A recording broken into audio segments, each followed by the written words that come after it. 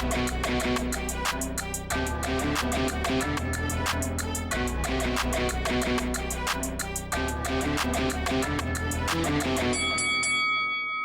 guys, welcome to Boxing Squared for boxing news and views from around the internet. A major step towards an undisputed fight between heavyweight champions Anthony Joshua and Tyson Fury has been achieved, both sides putting pen to paper inking a two-fight deal. But it's not quite over. A major step, but not quite over the line. So there is still the issue of where it's going to be held and the when, but we'll come to that from some of promoter Eddie Hearn's comments. So speaking of this two-fight deal finally being signed, Eddie Hearn, Joshua's promoter, says, "We'd like to get a site deal confirmed in the next month. The hard part is always getting everybody to put pen to paper. But this was a major effort from all parties to get this over the line. You've had rival promoters, rival networks, and rival fighters. I actually feel we've done the hard part. Speaking for myself, Anthony and his team, 258 Management, I know how hard we've worked these last couple of months, and I just feel this fight is so big, it's not difficult to sell. We've already had approaches from 8 or 9 sites. The offers have come from multiple countries in the Middle East, from Asia, Eastern Europe, and America. This is the biggest fight in boxing and one of the biggest sporting events in the world. It will be a major, major win for a country that wants to showcase itself." So Eddie Hearn confirming to ESPN that a two-fight deal has been signed between Anthony Joshua and Tyson Fury. So this really does formalize some of what we've been hearing, what they've been talking about. Obviously, Tyson Fury came out about 9 months ago saying that a deal had been reached on the money. So this all sort of formalizes it in writing, and seemingly one step closer to an undisputed fight. And I've got to say, I've been a little bit sort of on the fence about whether this is actually going to happen this year, because it is boxing after all, so we have to keep our expectations in check. As it is, this undisputed saga has been dragging on for 3 years, even though the players might be different now, well, at least one side of it.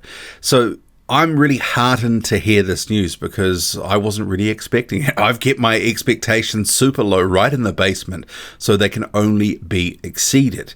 But there still is some water to go under the bridge here, and I guess part of what is announced here, because this has been deliberately given to ESPN to sort of seed it into the market, so then we can sort of report on these stories. Bearing in mind the last few months, fans have been on tenterhooks going, well, what's happening? You keep telling us it's a week or two away, that this is a done deal. Why is there no progress? So this is actually sort of putting a marker, a line in the sand, and giving us something to actually go, okay, well, there is progress. Something has actually happened here, and it is significant. And people will sort of go, okay, well, this thing might actually be happening now.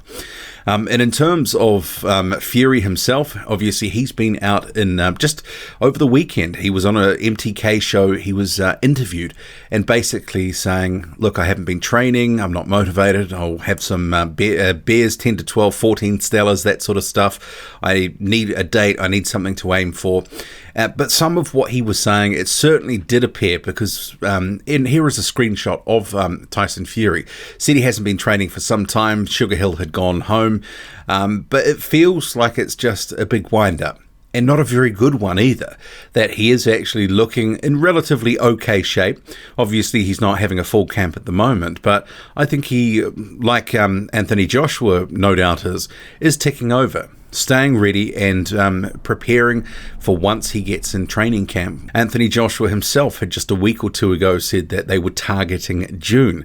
And I guess mid-year makes a lot of sense, but I guess the question is where? And they're saying 8 or 9 sites, and this will really be dictated by the money.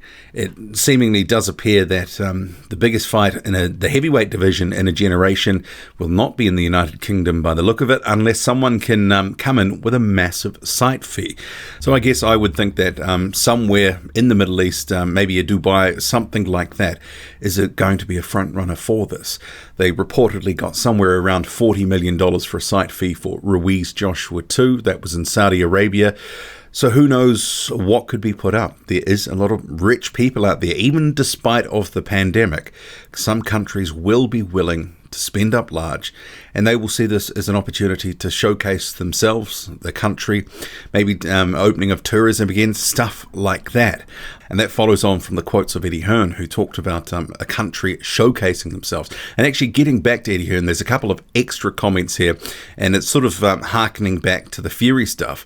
Him commenting on some of Tyson Fury's comments that he's drinking up to 12 pints a day, that sort of thing, saying you never really know with Tyson. It could be mind games. He could be having a bad day. He could be a little bit pissed off, or he could be having a joke. One of the fascinations about this fight will be the build-up, because they're two totally different characters, two totally different personalities. The mind games will be on another level for this fight. Tyson Fury is very good at that. Anthony is excited by that. He's so pumped, so focused. He hasn't stopped training since the Pulev fight. He's like a caged lion. The build-up is going to be epic. Well, I hope Tyson Fury's banter gets a little bit better than some of the stuff that he has been putting out, because it's clear it's not really a reality. Because even in that same interview, he did sort of, say, I haven't been training since December. But then he also, the next breath, said that he'd sparred the day before. So what is it? But I expect Tyson Fury to up his sort of trash talk game, because he's renowned for it. I mean, whether Joshua will bite or not, that's another story. But Tyson Fury in the past has managed to get under the skin of numerous fighters. So I expect him to try again, but hopefully it's going to be better than some of the banter that we've seen so far. And he has been sort of a little bit of a man alone, at least on the sort of saying that this fight is not going to happen, that there's been no real progress, which has been in direct contradiction to Frank Warren and Bob Arum, which have basically said a deal is imminent. But he was saying on the that interview that he did, that he'd heard nothing. But I'm not sure I really believe that. I mean, Tyson Fury blows like the wind. One day he can say something, the next day it's completely the opposite. But that's just part of his persona, the character that he sort of puts in public. And so I expect that we're going to hear a myriad of different things in the build-up to an undisputed fight. But this is another marker in the sand that this thing is going to get done at some point. And I guess the question is, will it be mid-year?